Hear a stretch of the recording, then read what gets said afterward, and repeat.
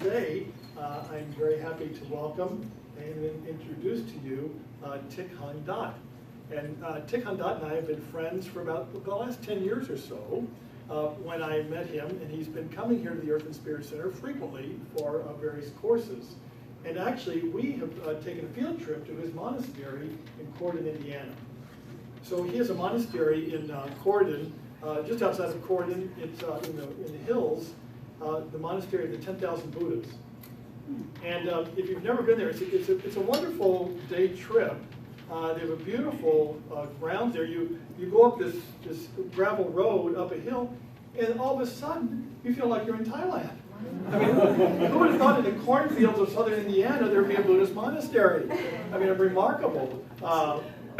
Beautiful statues, beautiful meditation hall, accommodations as well for small retreats. It's a lovely, lovely place. So perhaps we can work out a time when we can go up there again to schedule a field trip from the Earth and Spirit Center to go up there. But Thich Hang Dat divides his time now between Louisville and Houston. He has a monastery and then also a temple on King Run Road in southern of Louisville on King Run. No, on Newburg. On Newburg, excuse me. I'm sorry, Newburg.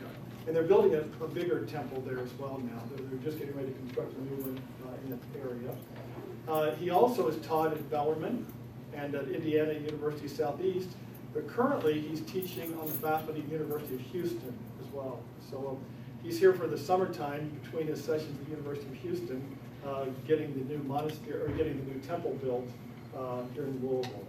So we're very honored and very happy to welcome you. I know that Thich Hang Dat has been a teacher for many people, helping us learn meditation. He's also been an inspiring leader for the Vietnamese community here in Louisville as well. And his topic today is going to be on the proper attitudes to bring to meditation. So it's very practical guidance. The attitudes can be very helpful for us as we begin to meditate, as we explore meditation. So please help me welcome Thich Hang Dat. We're very happy to have you. Thank you. I want to apologize. I just told him I have to leave. I've got to go to a funeral in Chicago. So I want to get in there before rush hour. So I'm going to have to leave in about, I'm going to be in the car driving out in about a half hour. So excuse me that I'm not going to be able to stay with you all today. Thank you. Thanks, Reverend Joel, and thanks, Sandra. Yeah, we had a wonderful relationship with Reverend Joel and this center for many years, probably around a decade. Not 1 year, but I guess most every year I come down here, or sometimes he take some of you to come up to our monastery in Corydon, who've been up there before. Or some of you. And we just discussed that, especially late fall this year, if Reverend Joe and the center could make any kind of arrangement to have some kind of meditation retreat up there, either camping overnight, whichever way to do. It's up to Reverend and the center. But again, it's just lovely for me to come down here again to share with you my own experience and knowledge about meditation. And I know that most of you are experienced meditators, so I'd like to share some of my ideas I think that may be helpful. And when Reverend Joe and this emailed to me asking about the topic, at that time I had the topic about how to meditate effectively, but on the course of my preparation, I found out that this, I think the topic would be more practical, the proper attitudes toward meditation or why you do meditation. But before I go into this topic, I have to introduce myself again if you don't know me. So this is my CV. I got my bachelor's degree at Penn State University when I was layman, an electrical engineer, but I switched different realm to a spiritual realm. I got my MA degree. I went back to see from 1990 to 2009. That's why for a while I went back to school to get my MA, and I just finished my PhD degree last year. And actually, when I was a monk, at that time I thought that I would let go of all of worldly or secular education. But later on, somehow, when it was around this era, Bellarmine University was the first university I taught the Buddhist introduction to Buddhism and meditation in the non-credit programs. And later on, I taught at different schools like IUS, Louisville, and so forth, other non-credit. But later on, I thought that it's worthy for me to go back to school. That's why I decided in the year 2009, I went back to school to get the degree. And officially now I'm teaching at IUS and University of Houston. So IUS, I teach online, and University of Houston, I teach online and face-to-face too. That's why I just been back here only for the summer. I have to go back to Houston and teach again and take some time in campus. So that is my short bio. So let me go back to my topic today, proper attitudes when doing meditation. Before I move on, let me ask you, how many of you do meditation at least 1 hour per day? Alright, okay, that's too high for you, right? About 30 minutes. Wow. About 10 minutes. Okay. So, you know, right, regardless of traditions, regardless of who we are, meditation now is so important in our life. Whichever way we want to utilize this. At IUS and at University of Houston, I taught that class mindfulness and its multidisciplinary applications. This applies in every field, in every profession. Education, business, politics, spirituality, psychology. It's all kind of fields, all kind of professions, it's field that we can apply meditation. Because why? Everything comes from the mind. If you calm our mind down, everything will be fine. I used to tell the younger one, watch out for your monkey mind. Our mind jump here and there. That's why we need to have some tools to transform our mind whichever way. Illustrate that in our traditions, in our Buddhist tradition, our Christian Catholic tradition, yes, we have the faith in Buddha, Jesus, and so forth. But beside the faith, we need to have some tools to transform our own mind. Besides, we get the support from our spiritual beings. So that's why meditation is so important.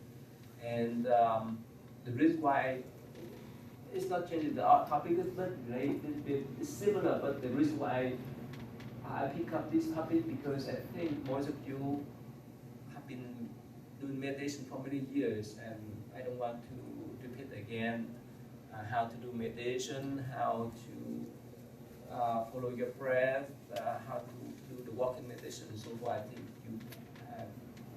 you're familiar with that kind of teaching and practice, and that's why I think it's proper attitude is so important for what we do in meditation. Without this kind of attitudes, it's not easy for us to calm the mind down. Yeah.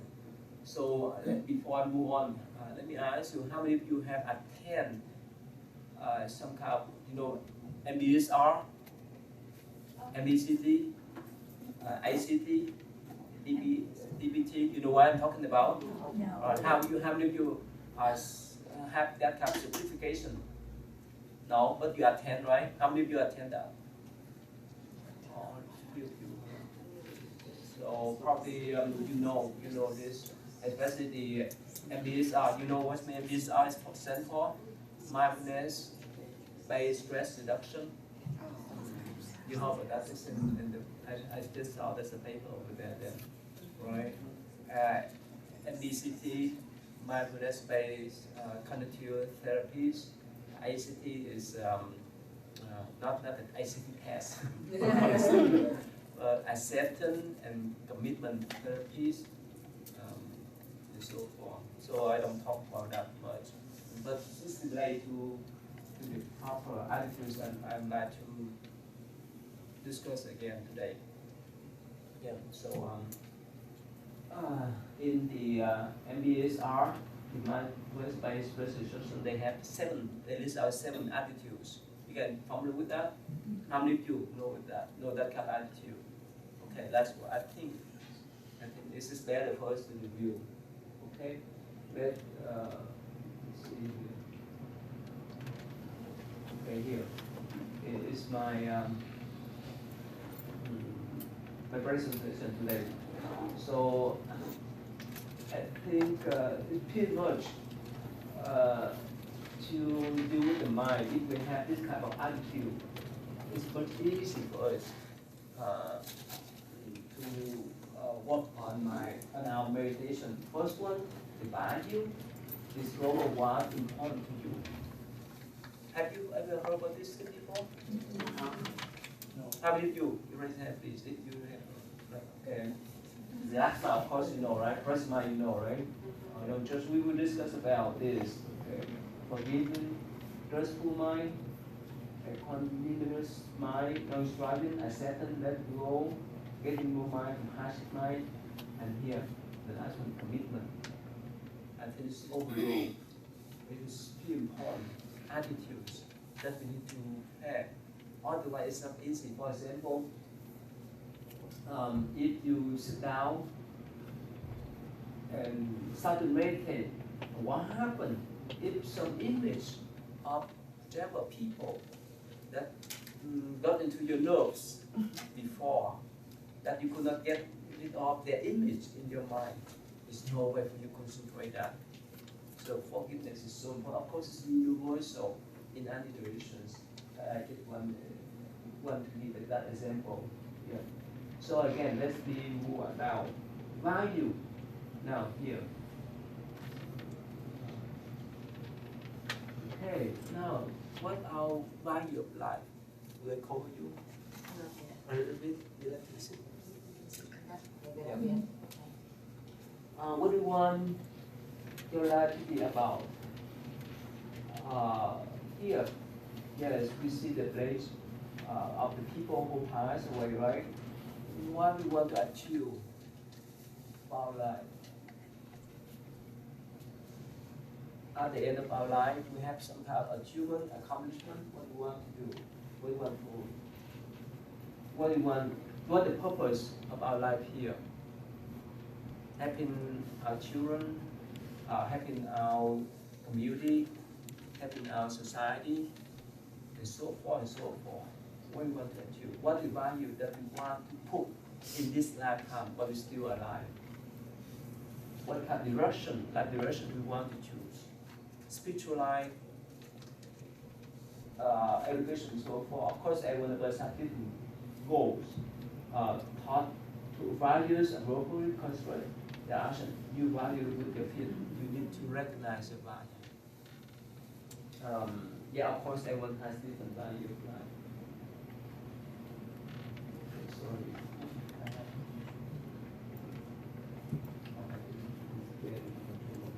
Value to value. What is getting in the way of value thinking?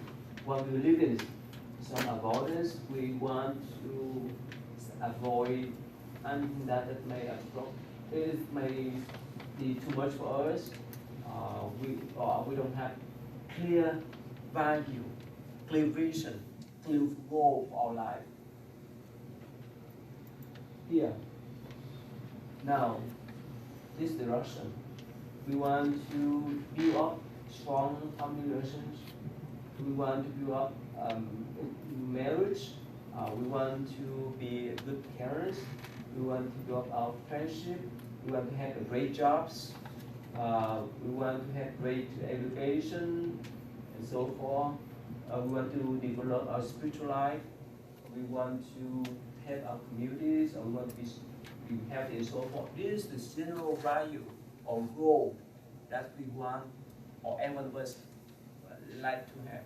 For example, some of us may like to be with Jesus Christ after we pass away, and this present life.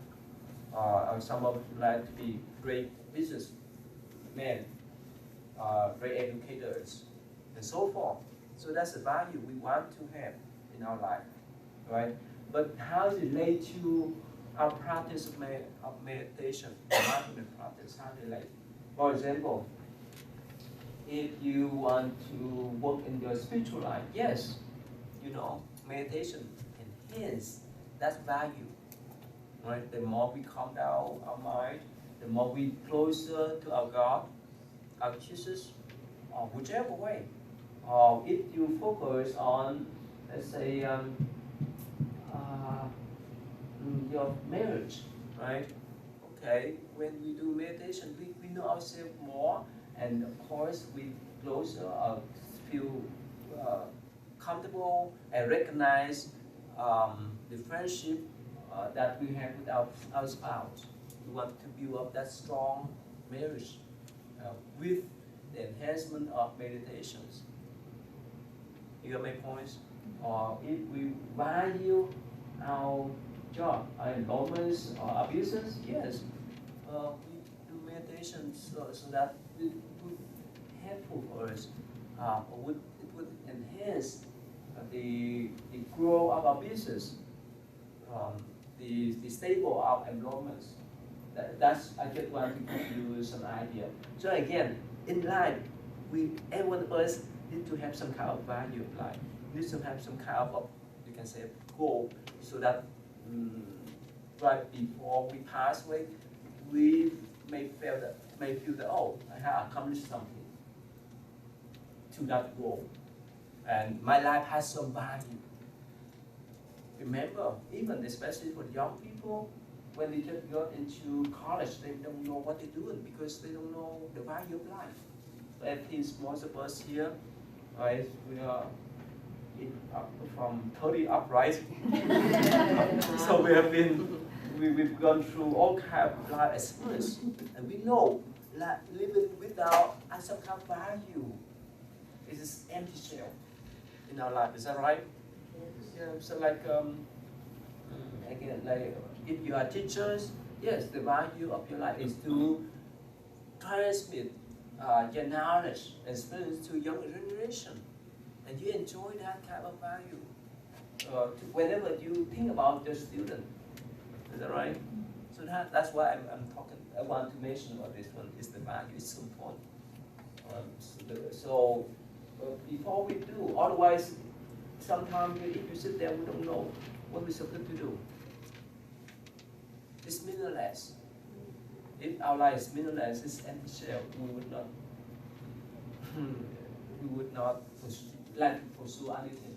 But if we have some value there, we pursue to that kind of value. You understand my point, right? It's so important, right? So as we recognize our value of life, we work on in any field, in any activities, even in any thinking. The next one, of course, the next step when we start to do meditation, we need to relax ourselves.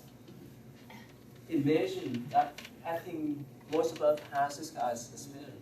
Let's say imagine that after a day of busy in business, at work, at school, and so forth, you're so tired, physically, mentally. Could you sit still? When you go back from work, could you sit on the spot? Could you sit still, or you doze off? That's mean at least, let's say when you get back from work, right? You need to relax yourself physically and mentally. That's called the preparation for meditation too. Otherwise, if you're so nervous, if so tired, there's no way for you to focus on it easily. If your body is so tired, yeah, you doze off easily. That's why we need to have some kind of relaxation before we do meditation. You see that. And of course, you can lie down, right? You play this part, right? And absorb the flow, whichever. Okay, the next one is present mind. Of course, everyone know that. In doing meditation, to have present mind is so important. Now and now. Right? Not the past, not the future. And we know that, right? When in the past, most time we read something and we say, oh, I wish that I could do this and that, but too late. Past. And future is coming. Well, of course, we need to make some kind of arrangement first. But if we look so much about future, expectation about future, there's no way for us to compromise. Can you see here? Can you see? What is that?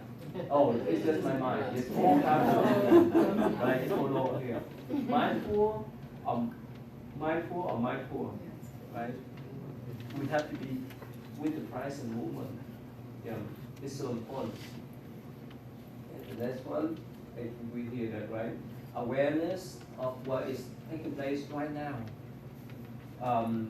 Freedom from past, as it says, freedom from past failure, sense of excitement and opportunities, sense of appreciation for everyone who know right here, now. And when we pass this present moment, the present moment, we cannot get back. We know that. So that's why, especially this morning, we will be blessed we come together to share our knowledge of practice meditation or whichever way.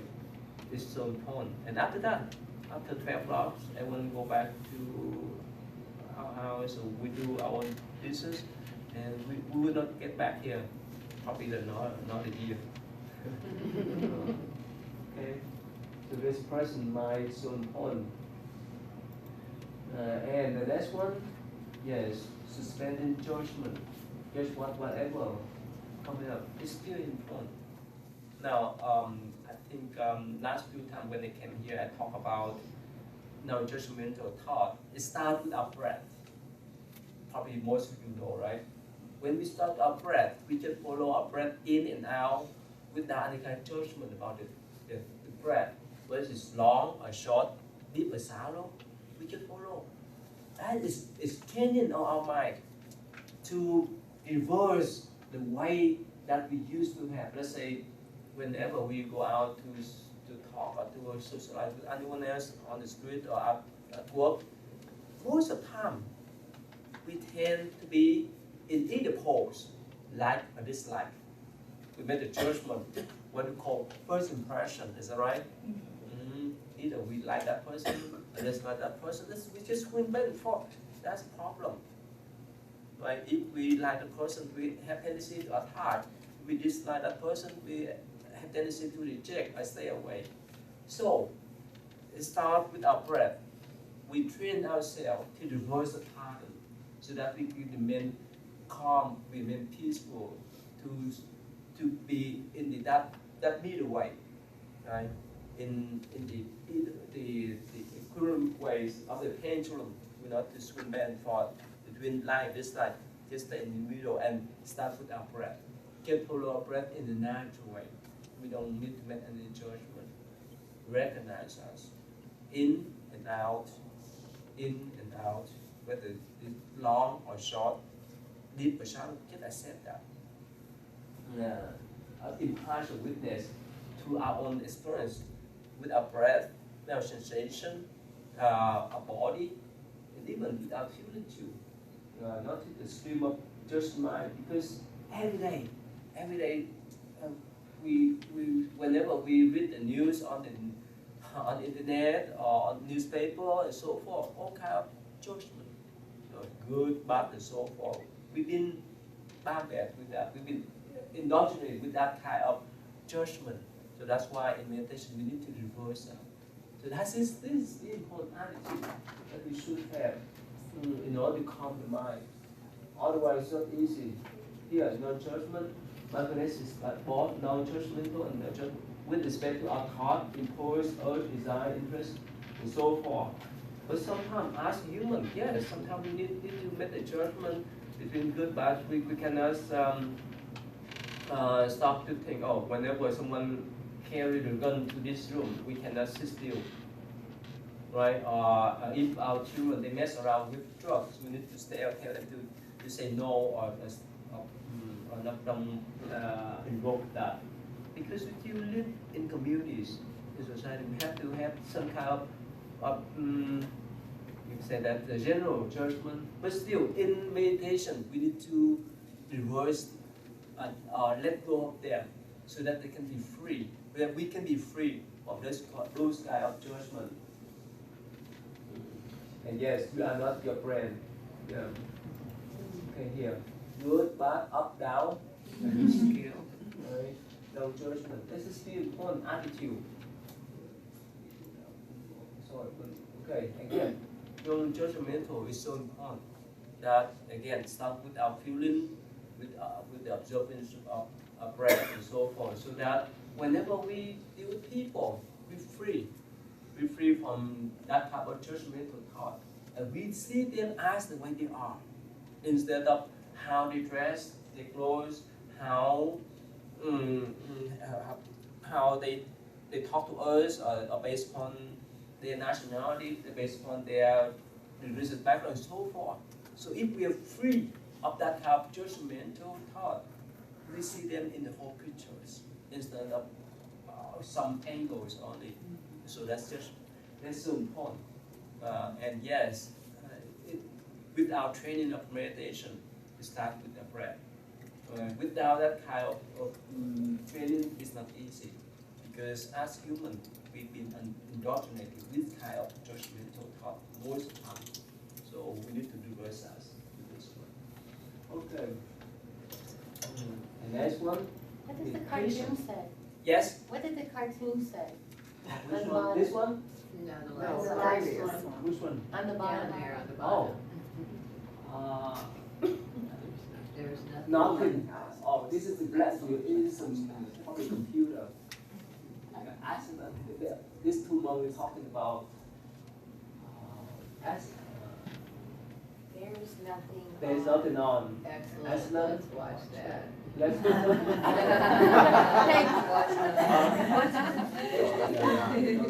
Excellent, let's watch that.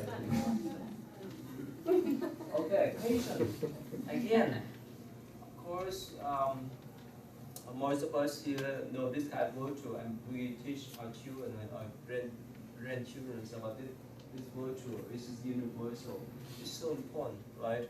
Especially while we do meditation. Without patience, without intention, there's no way for us to recognize our mind, our thought in deeper and profound sense. Like let's say, if we just sit only a few minutes, there's no way for us to recognize the rhythm of our thought, right? Up, up and down, how we see our monkey mind jump here and there. So that's why the longer we sit, the better chance for us to recognize it. That's why, you know, in Buddhist traditions, especially the Zen traditions, in Zen tradition, there's many Zen masters, they sit days and days, weeks or even months, so that they can enter what called samadhi or jhana, or the meditative state of mind. And at that time, they could see many layers of our thoughts. So of course, it's required a lot of patience. Without patience, it's not easy. When we sit there, you know, sometimes because of our busy life, right? While we sit there, suddenly we have the thought, oh, I have to make a phone call to my friends. Oh, I have to send an email to my friends. Oh, I forgot this and that. And if we don't remind ourselves, okay, just sit still, forget that. Enjoy the present moment. We know we set up, let's say, 10 minutes, 15 minutes, 30 minutes, an hour, and so forth for this meditation alone. And let's go up those things. So we could be focused easily. Otherwise, without patience, there's no way for us to see our mind in deeper sense. And plus, if we sit indoor, it's great. But if what happens if it's outdoor with mosquito, with fly, or sometimes at home, right? If you live alone, that's great.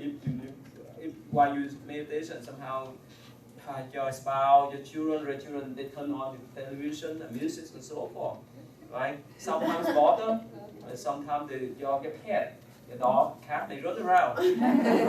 Who used to meditate and your dog and cat come to sit on your lap. I have some friends, he's professor at Louisville, he said most of the time when he sits, his dog cat will jump on his lap, lie down there, peacefully. So again, we have to be patient, and even while we sit there, somehow we feel that it's itchy, right? It's just, if we have some kind of allergy, right, or if sometimes it's so painful, or our neck, our back, sometimes it's so tired, right? So we have to be patient with that. And of course, if it's too much, yes, it's better for us to go to rest, go to lie down. But if we can handle, it's great. And when you sit in meditation in cross-legged position, or you do, it's painful sometimes. After a while. You get used to that. I do. Oh, good. This is require a lot of patience then. I tried to sit on the chair after years of sitting on the floor, and it just wasn't comfortable. I think because I started on the floor. Yeah, if you get used of sitting in this position, we call lotus position, full lotus position, is in cross the leg. It's easy to stabilize your body, and that's the position that many Zen masters encourage us to have, so that we can enter samadhi easily, because it's like a triangle, right? Shape, right? Whether you look in any direction, front, back, left or right.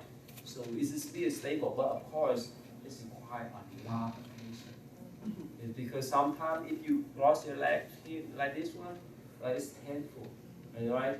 And that's why many people, when you think about meditation, first thing they think about pain. It's so painful for me to cross my leg. But I say, don't worry, if you don't sit in your full lotus, you can do half lotus or otherwise. Not lotus, that's okay. You can sit on the chair, that's fine. To control the mind is more important. That's the primary one. The body is just central concern. You can sit on the chair, on the floor, the sofa. It's up to you. Or you sit in that kind of what we call the Japanese style, right? You put your leg down. That's fine too. As much as you feel comfortable, but still, you need some kind of patience too, right? With the body and with the mind. Like I just told you, why we follow the breath. Somehow, I'm so boring. I need to make a call. I need to. Is that right? Be patient with your body. And be patient with your mind too. It's so important. Yeah. Without that, it's not easy.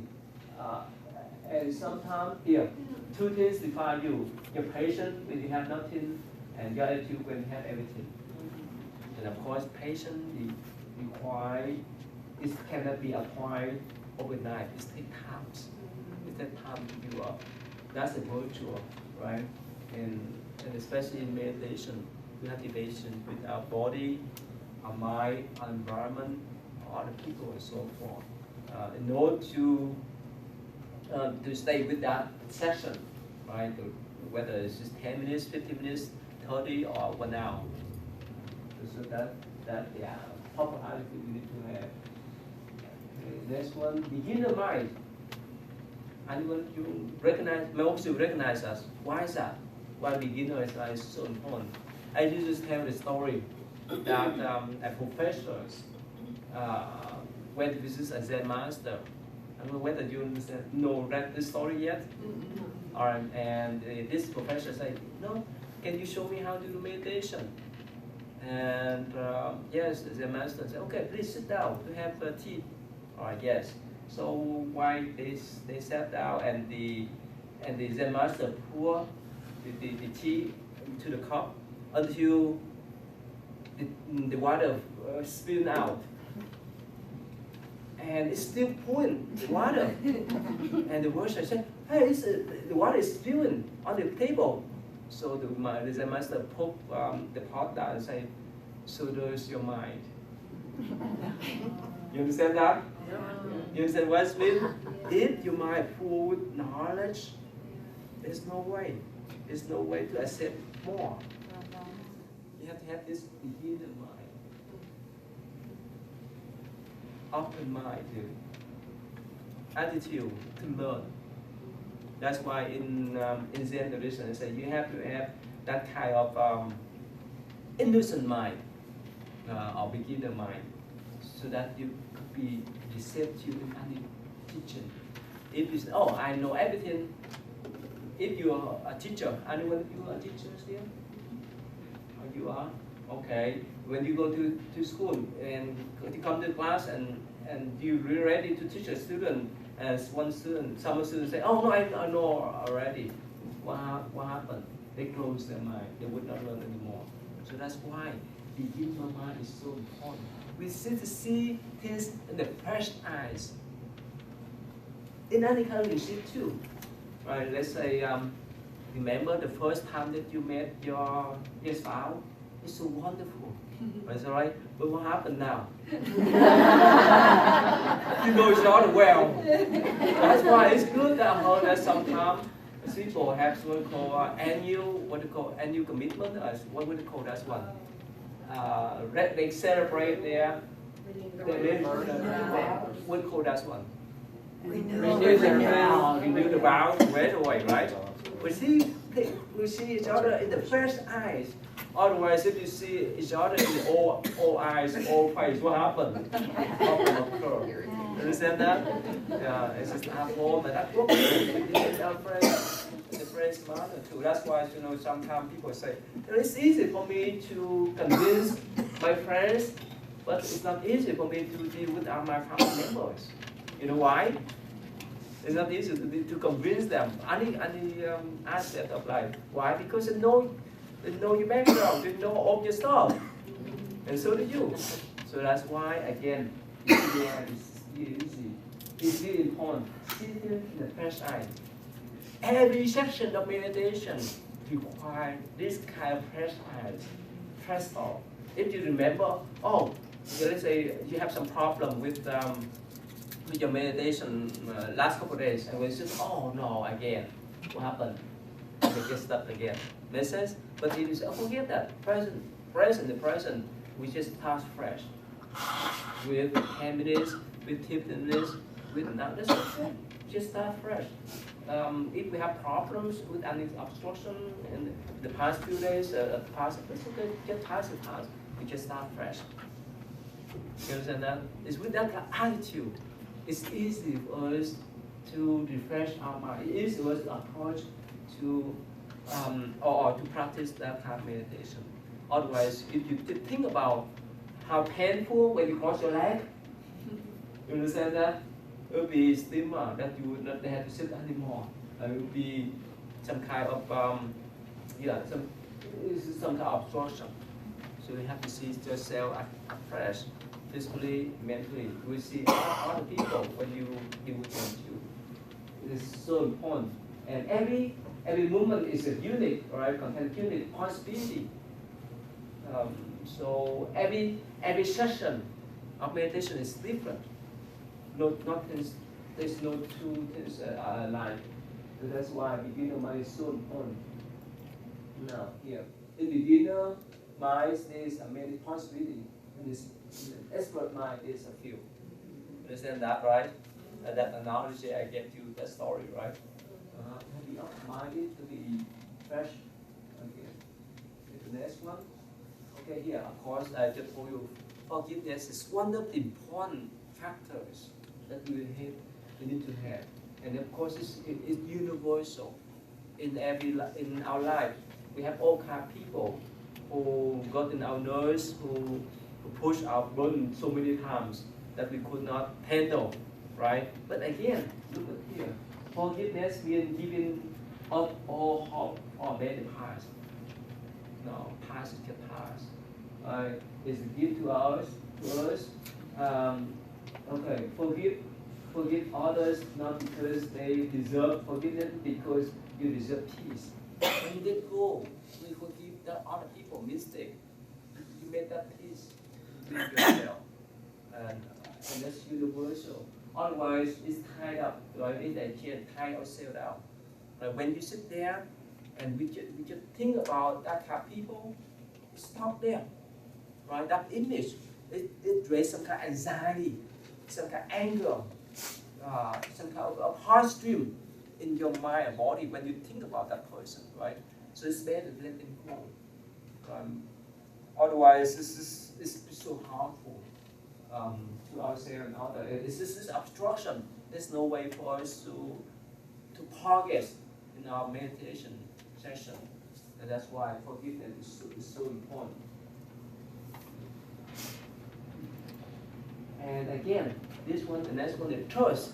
We need to trust ourselves. Without this trust, it's not easy.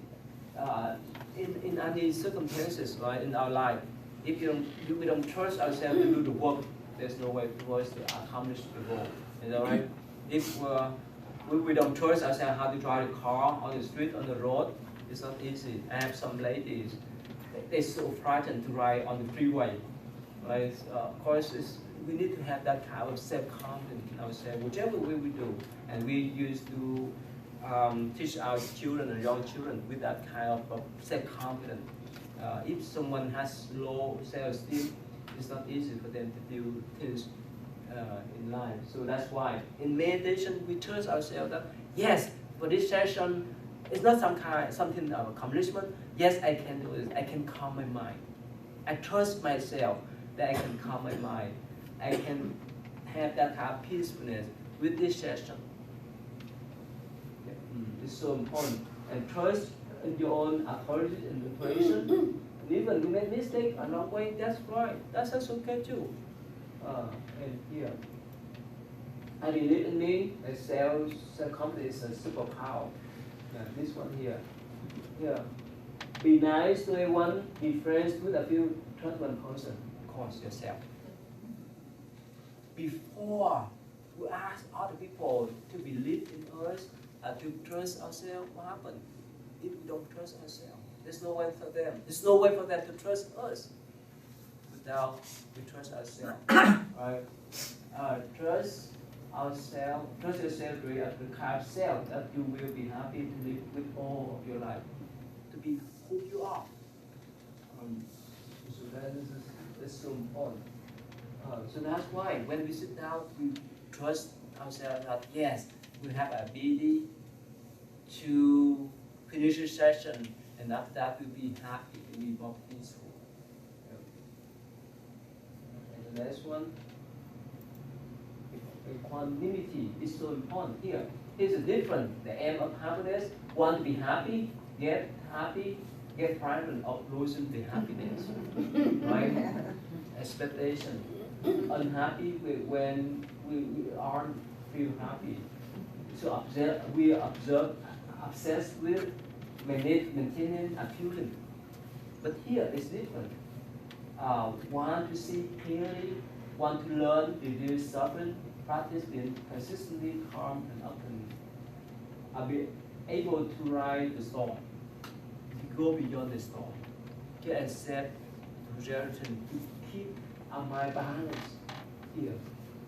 And this kind of storm is a quality mental calmness, composure, evenness of temper, keep our mind at a stable position. Of course, with that kind of attitude, it will be helpful for us to do meditation. And vice versa, when we do meditation, we have that kind of equanimity too. With that kind of calmness, with that kind of equilibrium, with that kind of evenness in our tempers. That's important too.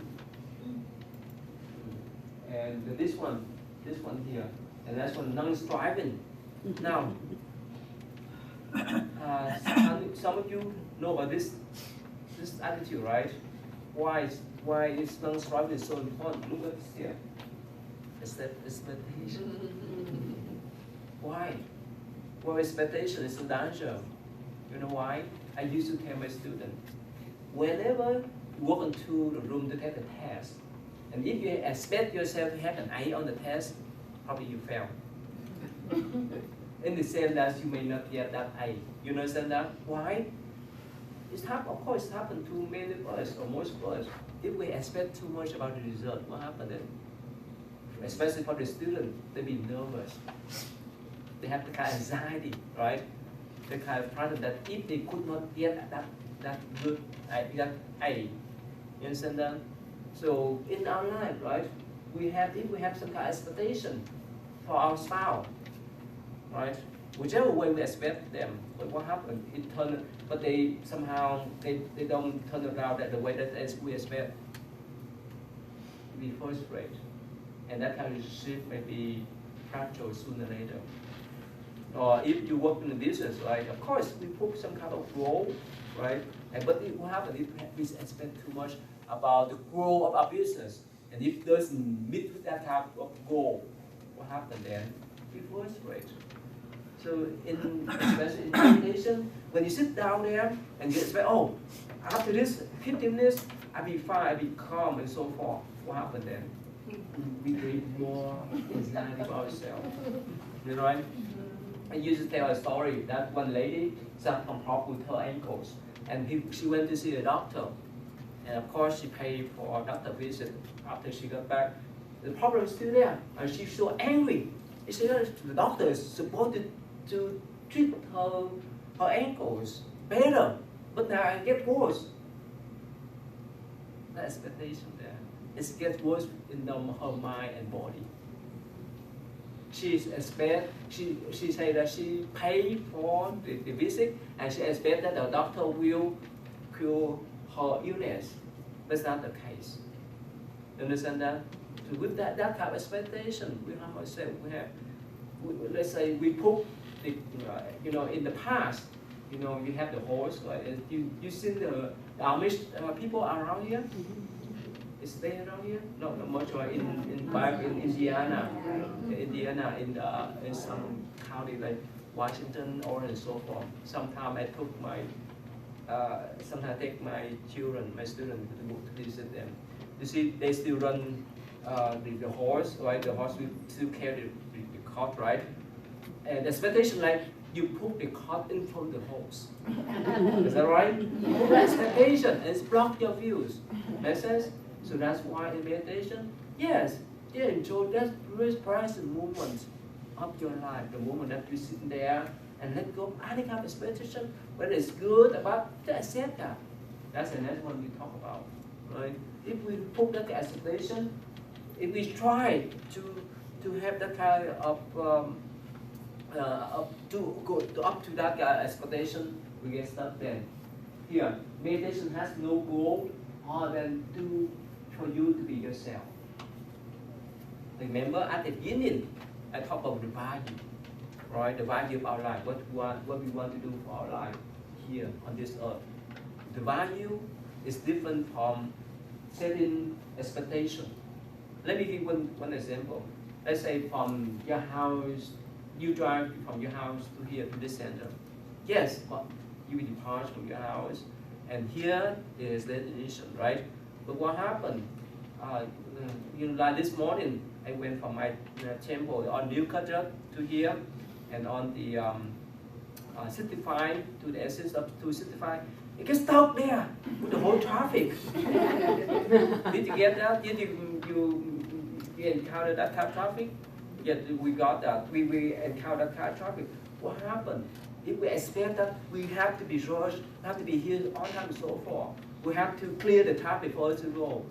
If we create more anxiety, more stress, understand? We just go with the flow. That's the point. We know our departure place, we know our destination. When we come to the car, just go with the flow. We enjoy the moment of driving. If we expect that the road is clear for us to drive, sorry, not, it's for me. Understand that? So we can go with flow. In the traffic, that's fine. If the road is clear, that's fine too. You understand that? So that's why don't put the cart in front of the horse, right? So that's why just be with ourselves, right? Just enjoy that moment, the moment that we inhale and exhale, the moment that we sit here. Don't expect that after our session we'll be enlightened. No way. We'll be an enlightened person. There's no way. Or we'll be smarter, we'll be wise and so forth. Don't expect anything. Pay attention to how you are now. However, that is just right. You enjoy this present moment. Don't try. Of course, you need to understand that somehow we have to diligently practice our meditation. You know, right? We need to set our time, right? 15 minutes, 30 minutes, so forth. That's just our effort. But still, while we sit there, let things go. Again, like I just told you, go with the flow. It's not easy. Most of us here probably take time, take years for us to understand that kind of concept, that kind of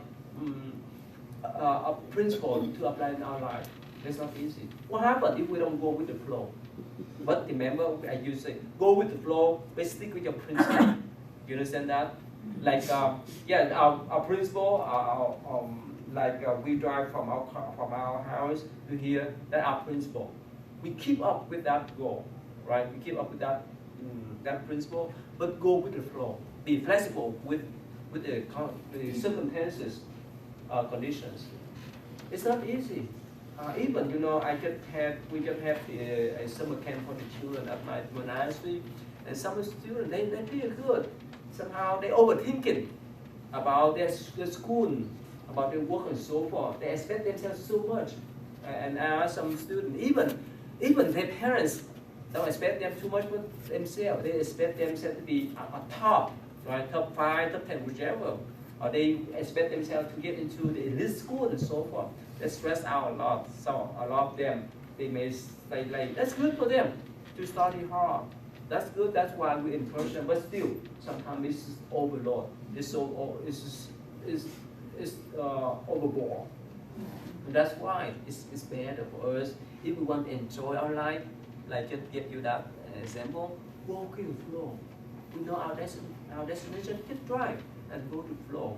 And I think some of you have read some Thich Hang Dat books about you know, when we stop our car at the stoplight or at the light. Yeah, there's a moment that we go back to our breath again.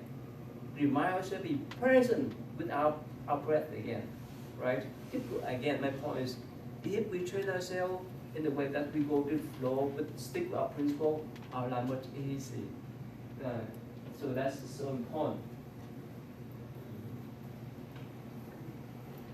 Sorry, it's 2:11:20 or here again. No expectation, no disappointment. Don't blame people for disappointing you. Blame yourself for expecting too much. Yeah. Okay. Let's say since this is almost 11. How about take 5 minutes of observing our breath? Okay, and after that we can come back. Okay. You like that, sister? Mm-hmm. Yeah. Let's see. We will set up the times. You can stretch out, you can stand up and stretch. It's up to you. Yeah, you can stretch. Yeah, and we sit for an hour already. So we can stretch out a little bit. And we can sit 5 minutes. And after that, we will.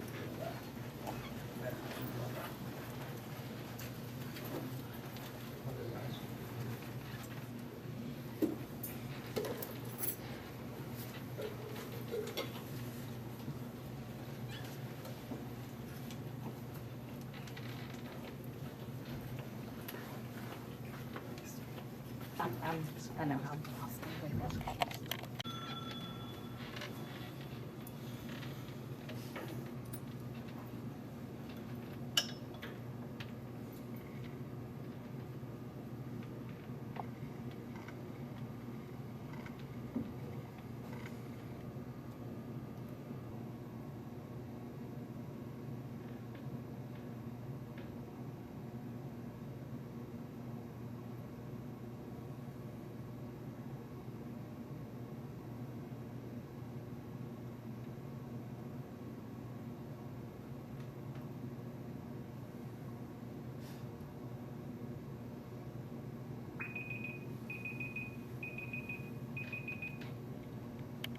Easy, right? Most of them because we get used of that, right? We expect ourselves to do this and that, to be successful, to accomplish and so forth. So it's take time. It's a time to personally train ourselves. Yeah, sometimes we break our own breaks to expectation and so forth.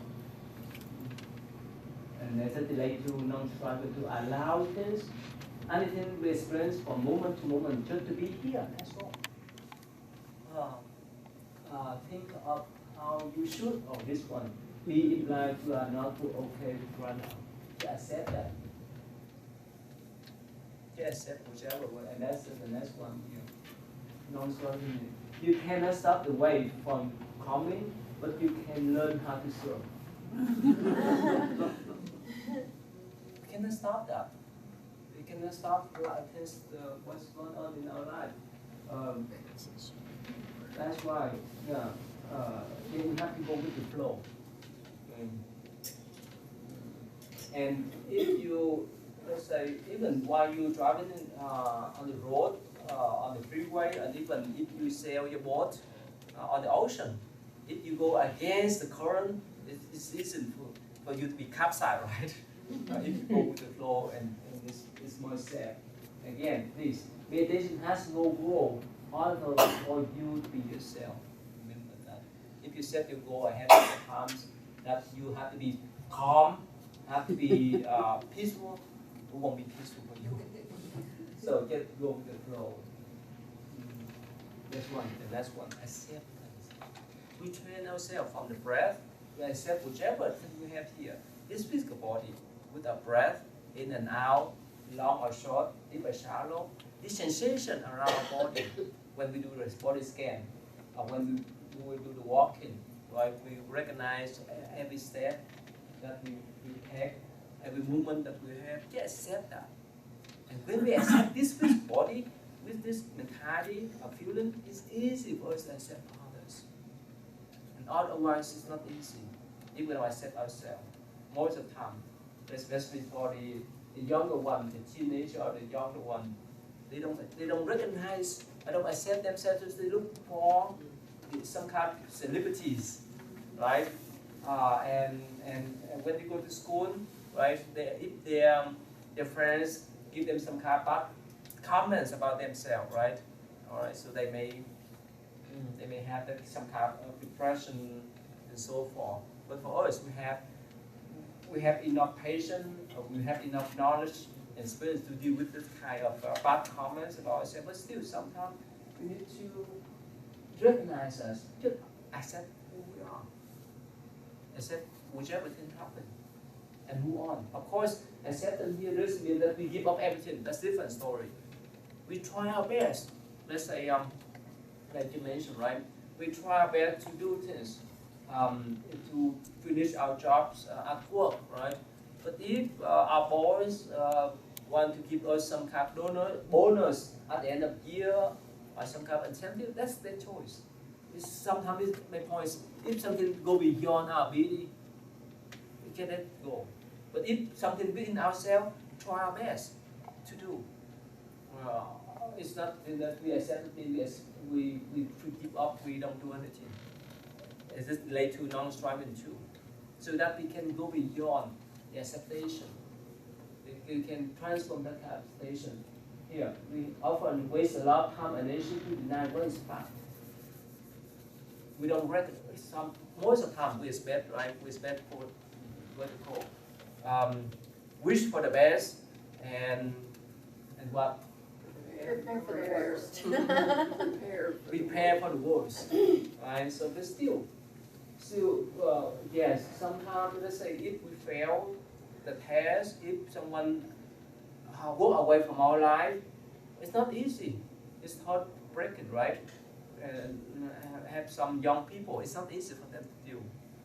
When they have their boyfriends and girlfriends together, they have good times, but somehow the relationship doesn't work well, so one of them walk away from each other. It's heartbreaking. It's not easy for them to accept that. But I told them, that's reality. We cannot control them. Even sometimes we cannot control our mind. Not talking about how we want to control others. There's no way. I used to tell this this story that this king, he told his queen, you know, you're so lovely, you're so beautiful. I love you so much. I love you more than my life. And so you can say, okay, yeah, I know, you love me so much. But let me tell you, let me ask you, this metaphor, this is not the real one, but let me ask you, suppose that I hang around with another man, will you still love me? They can say, no way, I chop off your head. You can pass or they have the power. So the queen come around and say, see, this, you don't accept me. Actually, you are the one you love yourself more than me. You understand that? So if we accept, tells us in whichever way has happened to us, we can accept. Of course, we cannot control all the people. That's related to the non-smoking tree. Okay.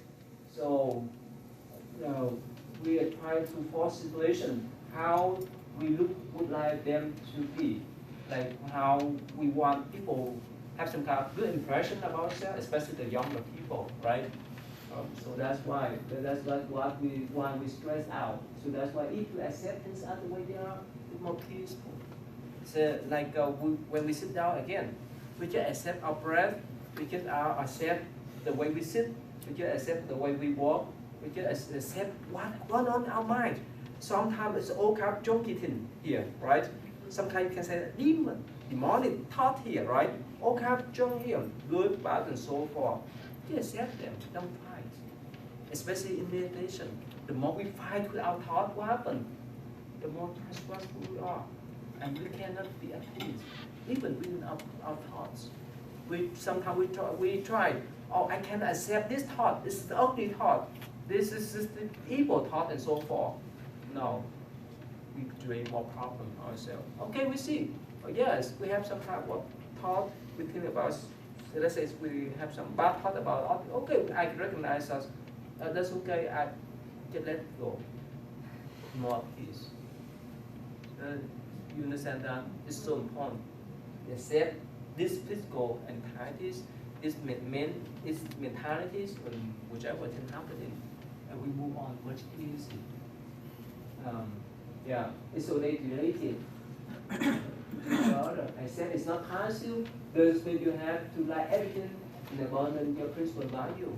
You accept whichever thing that go beyond your ability. You accept the thing that's happening. You accept the times that you are with your spouse, your friends, your children, and so forth. Those mean that you have to decide to tolerate it. You accept and move on. We have to try our best to solve the problem. If things go beyond, we can let it go. I said this, I'm willing to see things as the way they are, and so forth. Yeah. Acceptance. Okay, yeah. Keys to accept this willingness. You see the accept in our thought here? Yeah. Raining, shining. Sometimes, for us, if we have some outdoor meeting, yes, we like, especially in the summertime, right? We like to have some kind of shining light. But for the farmer, it did rain. You see, so we need to accept things that happen in our life. It's nothing that it's not easy for things that go in the way that we expect ourselves. Again, those mean resignation. It means understand something is what it is. That's all. Okay, now, let go again. Again, this one is important. You see the banana here? There's a story, I don't know whether you know the story, the monkey and coconut. You know about that story? Some of you, right? No. How many of you know that story? Okay, some of you. Let me tell you the story. So the hunter, he wanted to trap the monkeys, so he made the hole in the coconut and put some food inside there to trap the monkeys. So of course the monkeys smell some food inside the coconut food. And so he stuck his hand into that coconut food and tried to hold on the food. What happened? When he stuck his hand in, he could, right? But when he tried to hold on his food, what happened? His piece stuck. And yes, he got caught. So do we, is that right? Sometimes if you can let go, you can go in and out easily. But because of our attachment, that's why we're stuck there. Attachment of things. Acceptance, just accept, just let go, things that go beyond our control. Whether it's our spouse, our children, our boss, whoever, they have their own life, they have their own way of thinking. We cannot control them. Well, if we try to control them, that we do more harm for ourselves and others. So let's go things that go beyond ourselves, and especially in our mind, right? While we sit there, whichever thought that pop up, right? Good thought, bad thought, you let them go. And if we attach them, sometimes if you sit longer, let's say 1 hour and above, how many of you have tried to sit for more than 2 hours before? More than 2 hours? Not yet. But if you sit for that long, 2 hours and beyond, you may enter some kind of meditative state of mind, what they call jhana. And you may see all kinds of things in your vision, not with your flesh eye. You may see some kind of image, like even God image, Buddha image, you can smell some problem. You may hear some voice and so forth. And that's a problem. It's not the problems. It's just this kind of manifestation of your mind. That's why in some of Buddhist Sutra, it mentioned that whichever side, the very vision that you see in your mind, while you're sitting there, whichever sound that you may heard, when you're sitting there, whatever smell you could recognize, remember they're illusion. It's not true. Don't attach to them. Let them go. Let me give you an example. If you use your finger to press your eyeballs, what happens when you listen? You see many stars. Yeah. And so does the body. So when we sit in meditation for a while, and somehow we change our physical shape, you know what the term neuroplasticity? You know about that? When we focus our mind, the shape or the function of our brain, the nerve system of our brain will be changing in different way, of course, in positive way, most of the times. So this will affect to how we look. It will affect to our vision, our hearing skill, and so forth. That's why sometimes we have that kind of vision. So again, the illusion. Let me tell you one story. There's a monk. He wanted to go to the holy mountain to see a great Bodhisattva. He wanted to seek for that great Bodhisattva. And somehow he could not make it. But later on, one day, of course, later on, he recognized his mind. And one day, you know, in the monastery in the past, hundreds or thousands of monks live together in a monastery. And for him, his job was cooking rice for the assembly, for the monks.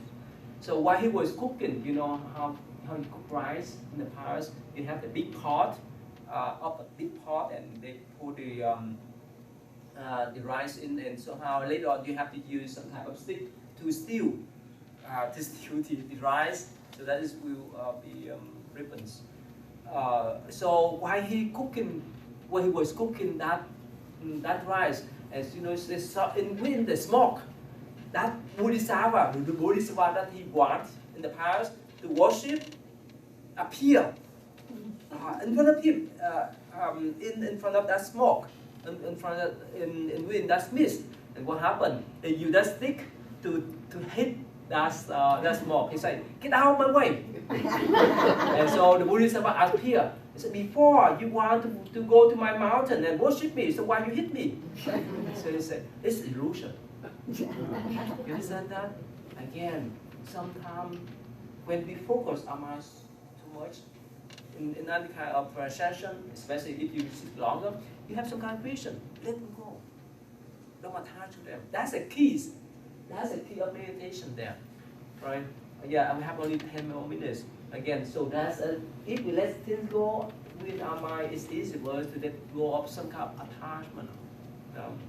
Yeah, so it's so important. Again, we'll talk about compassion. You heard about how compassion is so important in every condition, right? So I don't want to repeat again. It's so important why we do meditation too. If we don't have that kind of virtue, it's not easy. If we still harbor the hatred and so forth, it's not easy to calm our mind. Only when we have compassion, it's easy. It makes us to be happy, make us more attractive, make us better wildfire, get us it energizes us. It's good for our environment too. Let me go quickly with this again. Practicing mindfulness without practicing compassion is like drinking a drink without tonic. It's so important. They come hand in hand. Compassion, have compassion for all beings, treat the poor alike. Each have their own suffering. This in general. I like to go quickly because our times. And self-compassion too. Again, here, if your compassion does not include yourself, it's incomplete. It starts within ourselves. It's not the thing that we care for this physical body, but we need to how to understand ourselves, not to torture ourselves.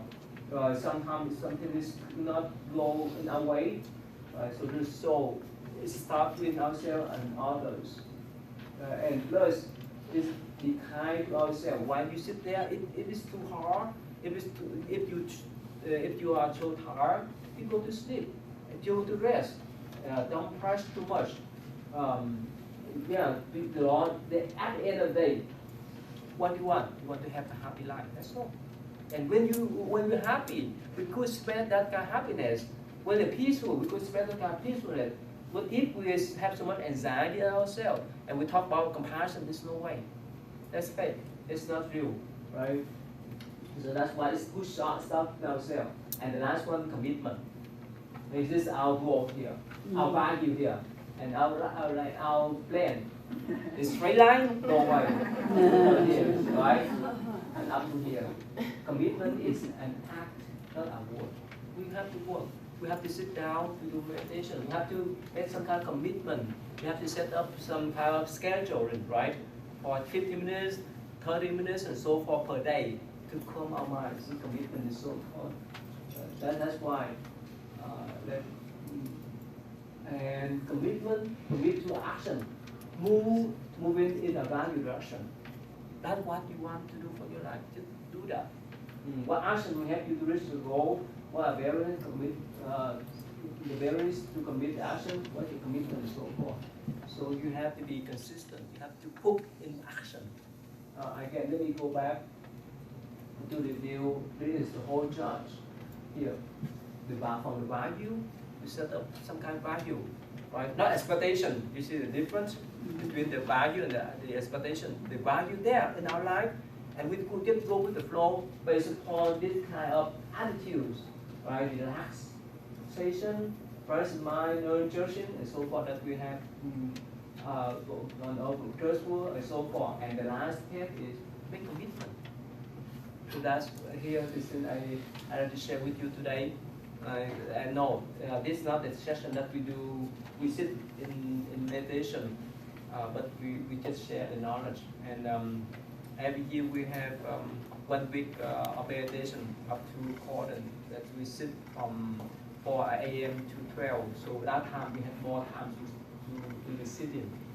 Of course, it's winter time. It's still cold up there too. But of course, when we have this kind of meeting here, we share our knowledge and spend together. And I hope that my presentation today, proper attitude for doing meditation is so important. That if we have this kind of attitude, with this kind of mindset, it's much easier for us to sit, especially when we talk about non-striving and acceptance, especially these three, right? Sometimes it's not easy for us to let go of things, right? Sometimes not easy for us to judge for others, right? So before I end, any question you like to ask?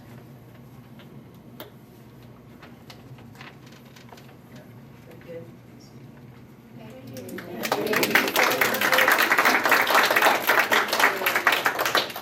I don't know about y'all, but I really needed this today. Yeah. So thank you so much, Reverend, for sharing your wisdom and knowledge with us. And really helping us to navigate how do we be in our meditation.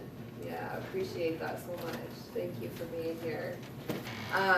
So just a couple of reminders, if you were dropping today, if you could just drop 20 bucks in the basket on your way out, that would be wonderful. And the next session will be on July 11th, and the topic is the Great Discovery, how to rewire your brain for less stress and more joy, and that's going to be presented by Harry Pickens. So we hope to see you July 11th. Enjoy your day. Thank you.